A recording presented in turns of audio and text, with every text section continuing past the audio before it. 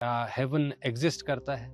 सबसे पहले तो यह समझो कि पृथ्वी पर आपका आना करोड़ों करोड़ों गुना बुद्धिमान योनियां इस जगत में है।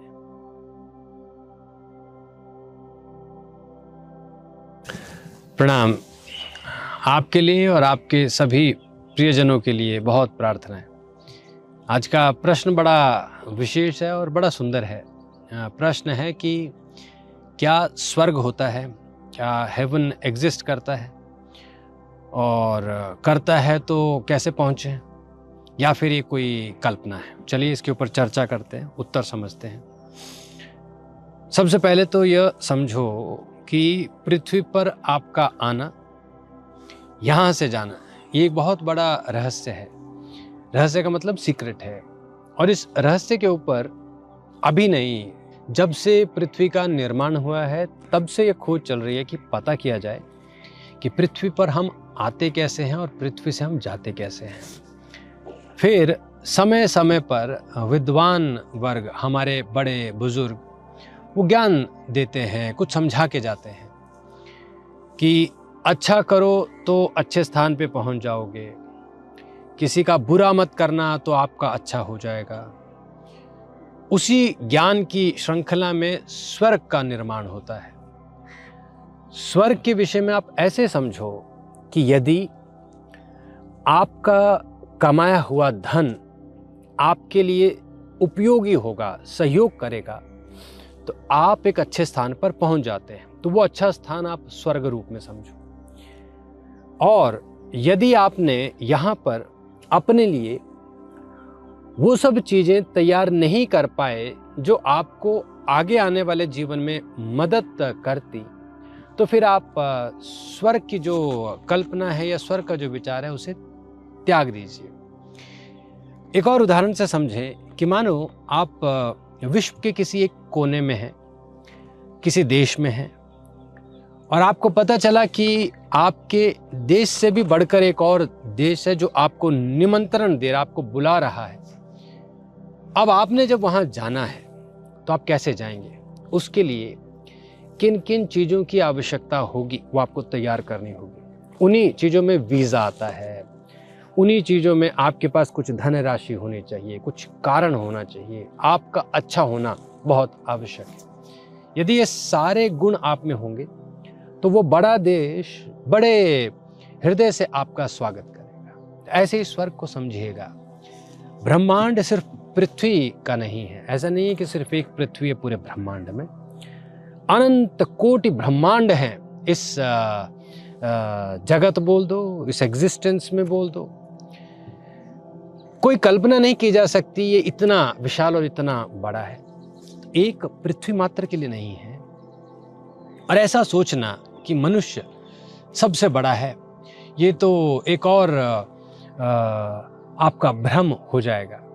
मनुष्य बुद्धि से भी करोड़ों करोड़ों गुना बुद्धिमान योनियां इस जगत में है। उसे ही आप देव समझें, उसे ही आप अलौकिक शक्तियां समझें या दिव्य शक्तियां समझें। मनुष्य का कर्म है अपने ज्ञान का वर्धन करना, अपनी क्षमताओं को बढ़ाना, अपनी आत्मा की दिव्यता को बढ़ाना। और जैसे जैसे वो इसे बढ़ाता चला जाएगा, वो स्वर्ग जैसे स्थान का पात्र बन जाता है। अब स्वर्ग जो हमारे शास्त्रों में आपको बताया गया है या फिर हमारे इतिहास में जो हमें समझाया गया है, अब क्या वो वही स्वर्ग है या उससे आगे बढ़ चुका है? ये प्रश्न आपके लिए होगा कि आप इसके ऊपर चिंतन करें कि जो स्थिति उस स्वर्ग की आज से 5000 साल पहले या 10,000 साल पहले आपको लिखित में दी गई थी, क्या वो स्थिति अभी भी वैसी है या वहां पर भी अपग्रेड हुआ होगा?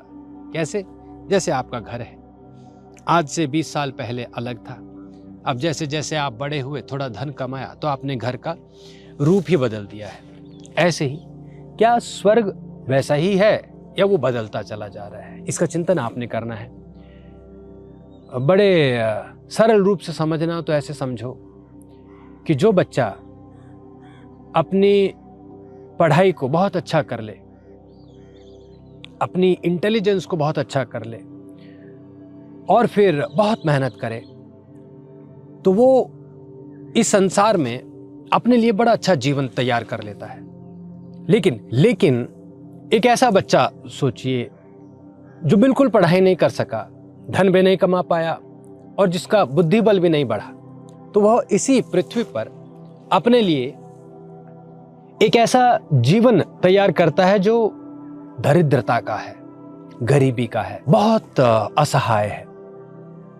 यही पृथ्वी आपको मौका देती है कि आप नरक बना लो या स्वर्ग बना लो। आप जब भी इस पृथ्वी से जाएं, आपको इस बात का ध्यान रखना है कि आपकी स्थिति सुंदर होना ही स्वर्ग होगा। यदि आपने अच्छी तैयारी नहीं की होगी तो आपकी जो यात्रा है वो अच्छा परिणाम नहीं देती। आप जब घर से निकलते हैं अपनी गाड़ी में, वो सारी चीजें रखें जिसकी आपको आवश्यकता होगी। धन रखना है, अपने जरूरी कागजात रखने हैं। गाड़ी लेके जा रहे हो तो उसमें तेल भरना है, गाड़ी की अच्छी तैयारी होनी चाहिए। ये सारी चीजों का जब आप ध्यान रखेंगे तो आपकी यात्रा बहुत सुंदर होने वाली है। पर मानो आपने ये सब नहीं किया, तो अब आपको एक कल्पना मात्र में जीना होगा कि सब अच्छा हो जाए, लेकिन आपने तैयारी तो की नहीं। तो जो व्यक्ति तैयारी के बिना इस पृथ्वी से जाएगा, उसे स्वर्ग की कल्पना नहीं करनी चाहिए, उसके लिए स्वर्ग काल्पनिक होगा। लेकिन जो व्यक्ति पूरी तैयारी करेगा, समझेगा अपने जीवन को, इन सारे रहस्यों को पढ़ेगा, इन रहस्यों के ऊपर कार्य करेगा, उसके लिए स्वर्ग का निर्माण होना आवश्यक है। स्वर्ग उसी के लिए है जो जीवन के सत्य को समझता है। नहीं तो आपको कल्पना में ही अपने स्वर्ग का निर्माण करना होगा और फिर कल्पना में ही उसका आनंद लेना होगा। ठीक है, आज के लिए इतना बहुत। आपके और प्रश्नों के साथ और विषयों के साथ हम फिर मिलेंगे। आज के लिए इतना ही। आप सब अपना ध्यान रखें, अपने अभ्यास को आगे बढ़ाते रहें। नमो हिमालय।